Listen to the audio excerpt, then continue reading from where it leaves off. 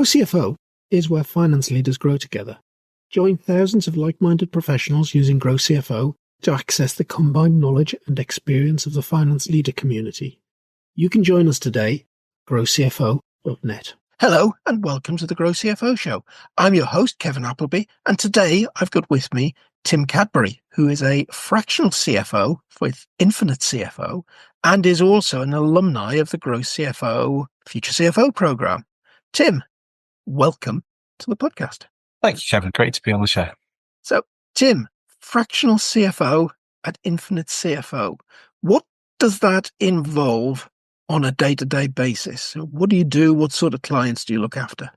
I support high growth, mainly venture-backed technology businesses, mainly in the UK, but a lot of our businesses have presences overseas, especially in the US, across B2B, SaaS, SureTech, software, some services businesses, and I've worked on a few ad tech businesses, so given my background. And my role really is to support founders, their management teams, investors, chairs, NEDs with all matters that fit within the office of the CFO. And I work closely with them, understand their business, understand their strategy, and effectively assemble the right squad of finance resource that they need to be able to deliver everything that finance requires to support their strategy. So that can entail some of the businesses I attend the boards, some on the management team, some it's actually other members of the team are more heavily involved on a day-to-day basis. We really support it whichever way that business might need.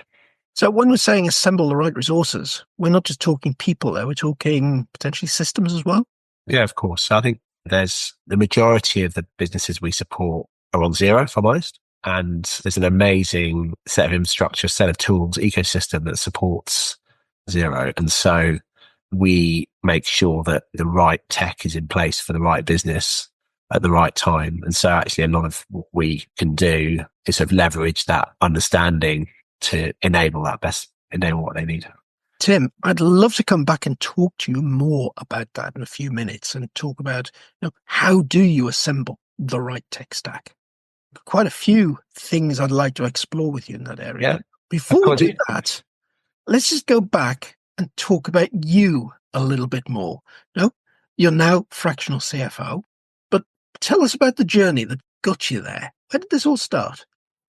So I'm from a family of people who have lots of entrepreneurs and lots of people who run their own businesses. So this space was probably an inevitable conclusion where I was going to end up in my career. But I started life at KPMG, absolutely loved my 3 years there, qualified, trained KPMG London, but left the day I qualified because I knew that I wanted to get out into the big bad world. So, Tim, I can reflect on that because I did much the same. I left BDO pretty much the day I qualified as well because I wanted to get out and do industry as well. Now, you joined ITV. Yeah, and ITV was at the time it was a FTSE 100 company, although it was large from that perspective. Actually, I joined the group finance team when there was only four of us. We were all new, and the new CFO, Ian Griffiths, was new as well. And the opportunity to learn there was incredible. And for my 13 years there, I got to a variety of really interesting different experiences, some traditional finance roles like head of FP&A, where I was managing the financial model and built a new financial model for the group there. I did a sort of traditional financial controller role, and then did some slightly different roles like investor relations interfacing with the city, which the parallels with, from that perspective, with the kind of interfacing we have now with the venture capital industry, quite pertinent. And I also stepped out of finance for 4 years, ran a technology business there, managed the technology team, and did a lot of contract negotiation. And then before I left for the last 2 or 3 years, I was the finance director for the 2 billion advertising business. And that makes sense because you briefly said something about ad tech in your current client base. So I get the link now. Exactly, because obviously ITV is one of the most fantastic marketing platforms there is in the UK. Absolutely. And what's great in that ad sales team, but actually across the businesses, ITV is the kind of business that people really want to work. So across every function, you've got real best-in-class individuals, and also kind of both from a finance perspective and from the rest of the business, you're learning and interfacing with really high quality, motivated people. I remember the employee engagement score there was sort of through the roof, a place that people love to work. And then also interfacing, working with absolute best in breed third parties. So, I think the time there I worked with sort of McKinsey, BCG, LEK, Accenture, all the big four. And then from a finance perspective, I was Ian, the CFO, was, I think he won FTSE 100 CFO of the year while I was there. So it really felt like I kind of learned from the best in the business. And then also, you've got high quality M&A teams, treasury teams, tax teams, where actually if you're in an organization like that, if you're curious and you take advantage of the opportunities that you've got, you can really learn from all these different people and actually add a lot of value by being someone who really knows the business, and you can help out all those teams as well. So again, I really enjoyed my time there, but the pull of the scale up startup world is strong. And I've really enjoyed my last 3 years at Infinite, and it's the kind of value that I think my background's quite typical with the kind of people we've got in our business in terms of high quality professional services, and then a lot of real world experience plus the sort of startup scale up experience. And a lot of us have sort of run businesses, and there's a lot of sort of fundraising and exit experience across the team. So I kind of feel like I've found a good home where we can sort of all learn from each other as well. Brilliant, yeah. And I love the experience that you got at ITV. And you've talked there about FP&A, financial controllership, dealing directly with investors, moving on to be a divisional FD of a big part of the business, working for a best-in-the-class CFO that you could only learn from. But then suddenly you've gone into a fractional role. I get the call of the startup world, but why kind of leave big corporate altogether to go right to the other end of the spectrum? There's a variety of reasons, but I think the kind of work that we do is so incredibly interesting. There's a massive growth in the UK and internationally into the scale up tech space. And you see actually a lot of MBAs now coming out of those courses, and rather than heading into the traditional corporate sort of global corporate roles, a lot of those individuals are also heading into this space. The work that I get to do, the different people I get to interface with and support on a day-to-day basis is like nothing I've experienced before. And I also feel like actually there's a huge amount of value that I can bring from all the sort of breadth of learning experience that I've outlined before. And also within the Infinite where I work, the kind of quality of the people we've got there are on a par with that sort of high quality that I've been used to the rest of my career at KPMG and ITV, and we all learn from each other. And that's one of the things potentially you miss if you're taking on the full-time CFO role in a company. I know I told you a lot of CFOs who find themselves fairly isolated at the top of the business. There isn't anybody else in a peer group that they can relate to, bounce ideas off, share things with. And so I guess you've got the best of both worlds. You're in the exciting startup world, but you've got the support structure around you as well. Yeah, and actually it's an interesting point because I actually spend quite a lot of my time as well talking to CFOs of growth businesses. And I think I've probably had 3 or 4 conversations in the last month, some of whom we're now supporting, of CFOs who have come into venture capital backed businesses. They have a massive list of things they need to achieve. They probably don't have the team that they need to support that, or probably the skill set to be able to do so. And actually it's great being able to talk, as you say, actually it can be quite a lonely existence for those people. And so I kind of can talk to them and suggest some ideas and potentially help them out with some tech and some resources to help them achieve what they need to do. But also it's not just the CFOs. We've got a few of our team who have come from being the individual finance person within a high growth business. It's incredibly difficult. Yeah.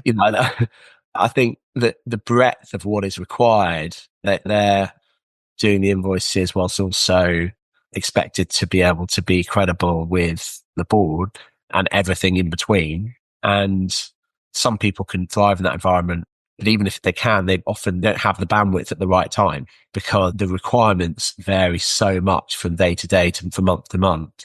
So we've actually had a few of those people who've been in that situation who've come and joined us and love the fact that effectively they've got that support network around, and then the businesses we can support, they can have the right people in at the right place at the right time.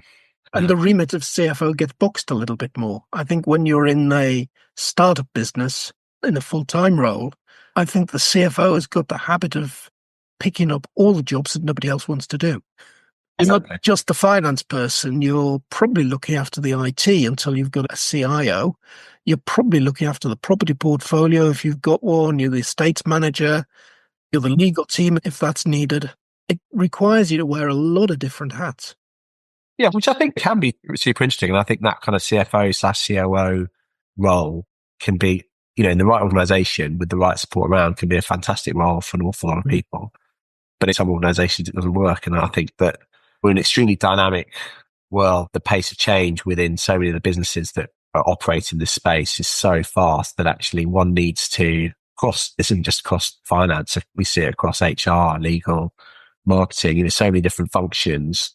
Actually, one needs to constantly be looking at how you best achieve your strategic goals through a variety of means, be it in-house, external, tech, all sorts. And actually, when we're then supporting businesses from, I suppose, from an investor perspective, you call it a use of funds, or from a day-to-day perspective, that kind of resource allocation is actually a critical thing that we help to guide people on. Yeah. So we touched earlier about systems guiding people in the right direction towards a tech stack.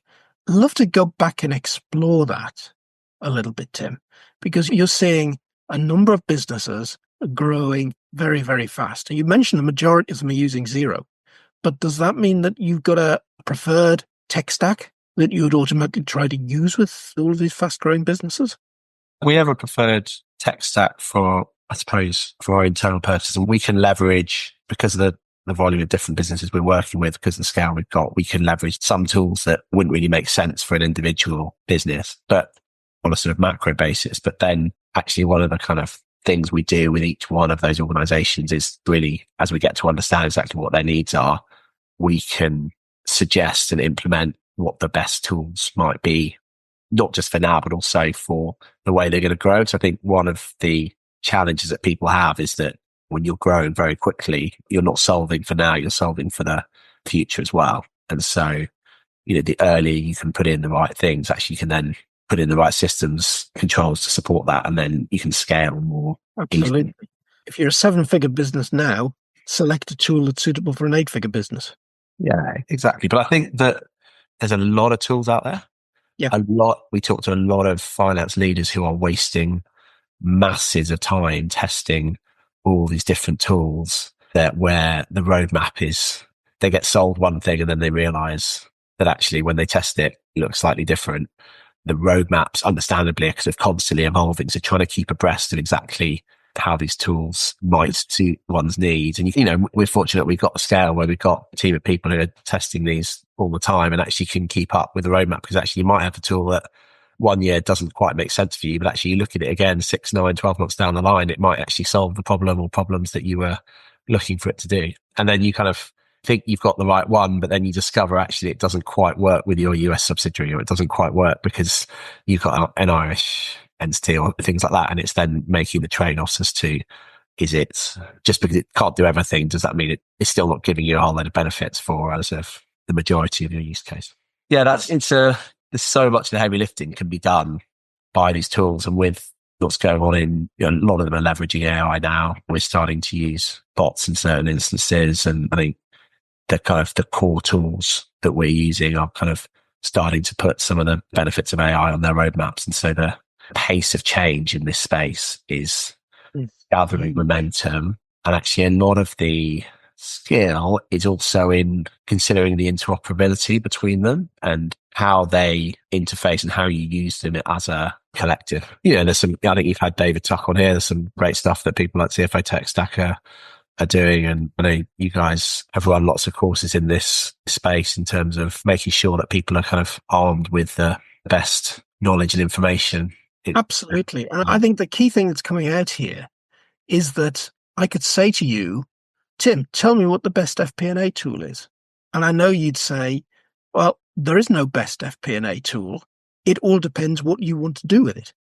Exactly. And I think it would also be quite unfair for to say exactly what the best is. Like you say, we're working across dozens of different businesses, all of whom have their own unique requirements. And we have some preferred ones that we use internally that we roll out, but then I suppose we do a mix of things. So, just using FP&A as an example, sometimes we're producing reporting directly on behalf of our clients. Other clients, actually, they might have an in-house FP&A person or financial controllers doing their reporting. And actually what we're doing there is supporting them to choose the right tool and leverage that. For some organizations, the best solution is Excel as well. And I think when we come into when we talk about the modeling space, there's a lot of financial modeling is something that every single one of the businesses we work with want to do and need to do to be able to understand their business better, understand their strategy and their business models, and to be able to raise finance and conduct M&A. But for some, there might be a tool out there that's right, but actually in lots of instances, Excel might be the right instance because of the flexibility and the ability for multiple people to be able to use it. So, Tim, is your go-to tool Excel, or have you got an FP&A tool that's kind of your personal preference? Again, we use quite a lot of different FP&A tools. I'm not going to go into the pros and cons. That's not my role here to go into the pros and cons of different tools. But I also do use Excel on a number of the clients I work with, and actually that can work well in lots of instances. Yeah, sure. Absolutely. Especially where it's a project, if you're doing a short, sharp financial model project, a lot of people will want to build in Excel. Yeah, that's the beauty of Excel. You can build something relatively quickly. You can prototype something. I know I've built lots of financial models in Excel. I've even built activity costing systems in Excel.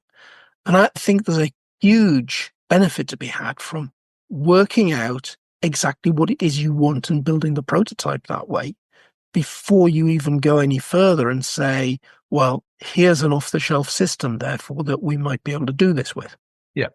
But like, even if you are using Excel, then it's a question of, right, well, how can you automate or semi-automate the inputs on a regular basis? How can you make sure that it talks very quickly and easily and can be updated very quickly from multiple financial and non-financial sources? And I think that is the right option for some businesses for sure. Absolutely. So you mentioned that a lot of your clients are using Xero. Yeah. In your experience, how big can you grow and still use Xero? Oh, you can be tens and tens of millions of revenue.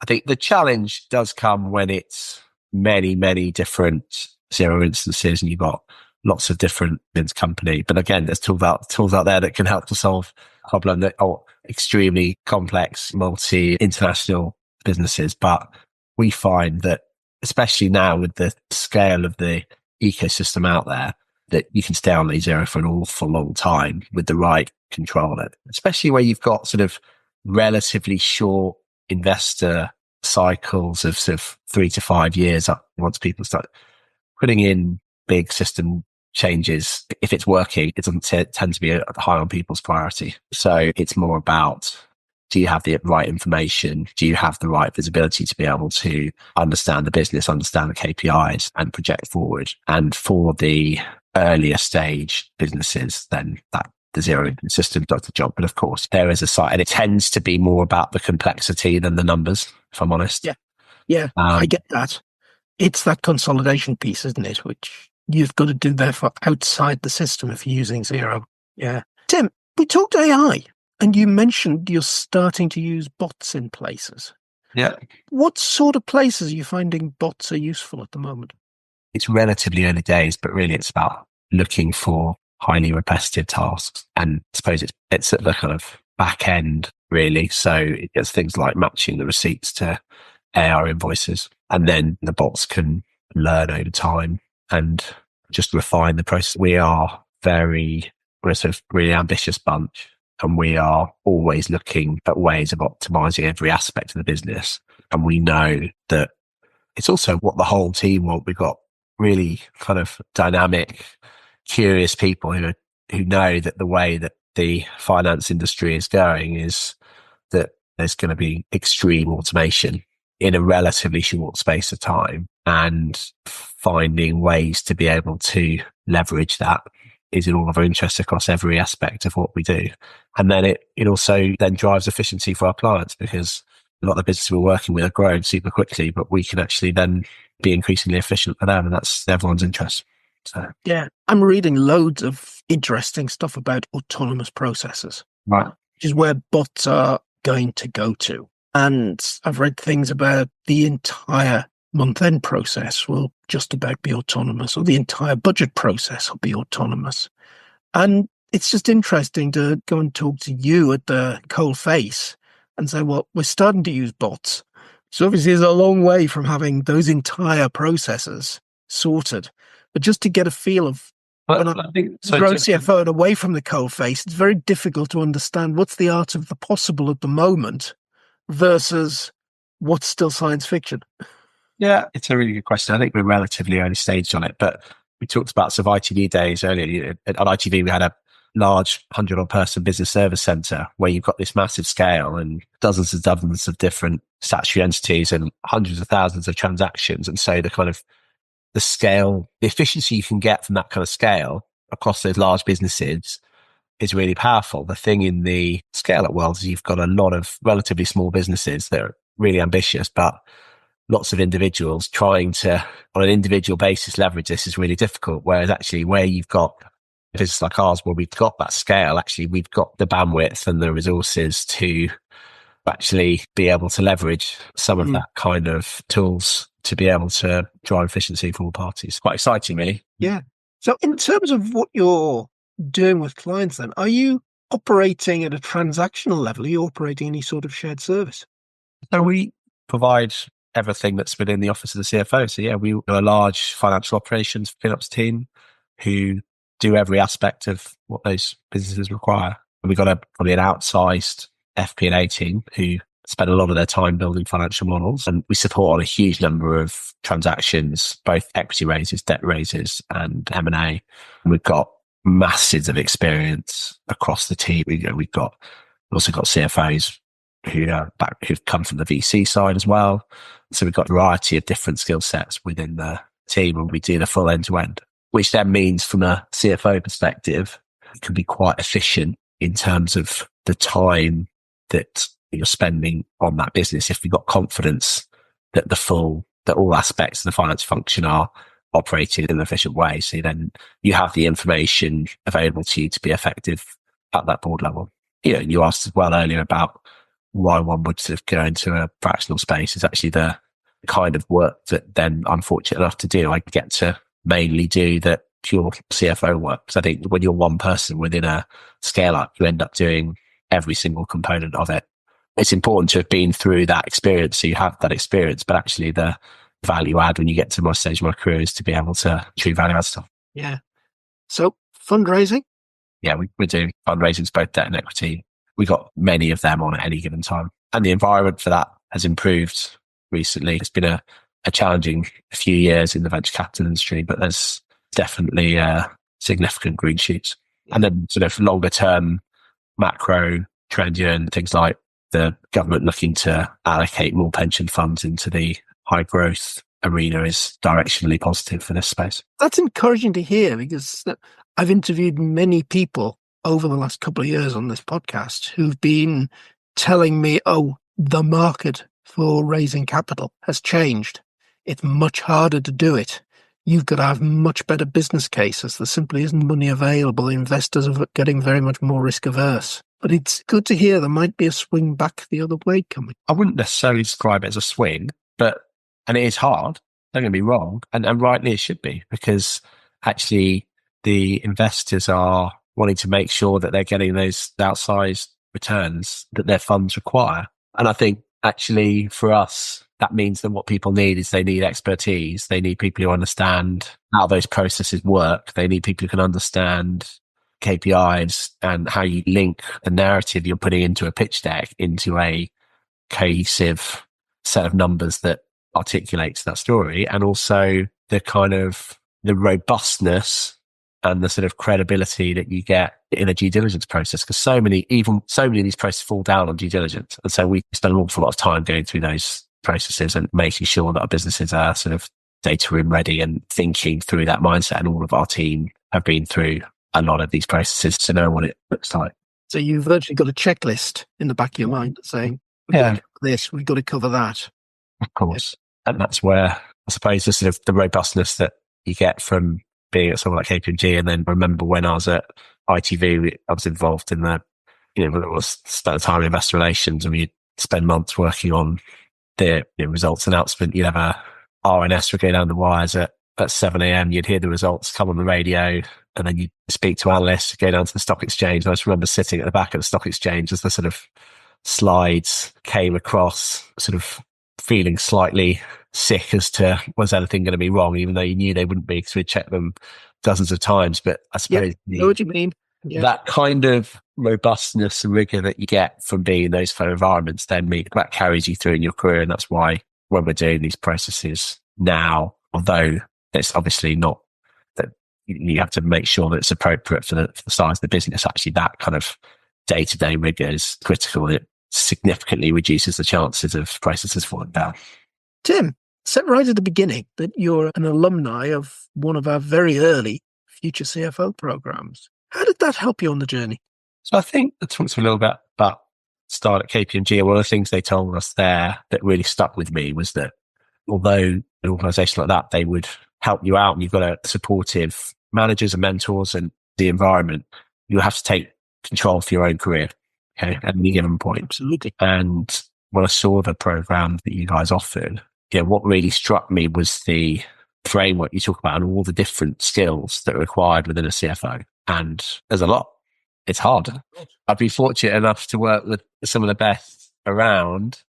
And even those people, I think it's very hard to find the absolute complete CFO. And it's part of it is also about the awareness of what your own skills are. That's one of the things that I did early on in that was to sort of have a sort of honest assessment for where I was. There's things that one is naturally stronger at and weaker at, both from a personal point of view, but also the skills and experiences. Actually, you can proactively make some of those things happen. And that's really stuck with me in however long it's been, 7 years or whatever, since I went through that, is making sure that I'm as kind of complete CFO as I can be and making sure that I'm then as effective as I possibly can be, both for the businesses that I'm working with, but also for my colleagues and sharing that experience with them. And what I love about the place, about Infinite, is we've got a set of CFOs and a wider team with this massive different skill set. So actually, if I certainly don't know it all, where I come across a challenge, then there's always somebody who can provide that sort of expertise. But the program that you guys ran and still very much run really helped me with that overall thinking, but also then armed me with some of those skills. And I've sort of been interested then to sort of follow that over the years and sort of continue to arm myself with the skills. Yeah. And we can teach some of those skills in the classroom, but some of them, it's down to plain practical experience of doing it. Yeah. And I know the hardest area is that whole fundraising, mergers, acquisitions, the transaction bit. And one reason we built alongside the program since you were in it were simulators for each of those situations, because we found a lot of folk were being asked for that kind of experience as they applied for roles, but couldn't get it unless they'd already been in a role that allowed them to do one. A really difficult catch-22. Yeah, because I think that you can take it, but I suppose what I'd say is that if people are in a corporate, you can take advantage of what's there. So although, say at ITV, we had an M&A team, we had a treasury team, I actively sought out projects working with them when I was there. I agree, those kind of areas can be difficult to access in a business, but if you've got the right level of sort of proactivity, then you can make those things happen. But then equally, one does then need to put yourself in environments where you can pick up those skills. And I think that they're certainly not as daunting as you might think, but you do need to read about them. You need to speak to people who've been through them and you need to experience them. So the last 3 years have seen you moving out of corporate into a fractional role. What about the next 3 to 5 years, Tim? Where's the Tim Cadbury of 2030? Well, what's great is that at Infinite, that we're a very fast growth business, and I spend my days speaking to incredibly interesting people and working on really interesting projects. So I'm very happy where I am. Thank you. And it's a really dynamic environment. This is such an exciting space to be in, and just sort of continuing to learn, share the experiences that I've had and try and provide good insight to the businesses that I'm working with. Brilliant. Brilliant answer. Yeah. Right. I'd say, who knows? Because you can never tell what's around the Yeah. Yeah. Tim Cadbury, thank you for being this week's guest on the CFO Show. Thank you, Kevin. Really enjoyed it.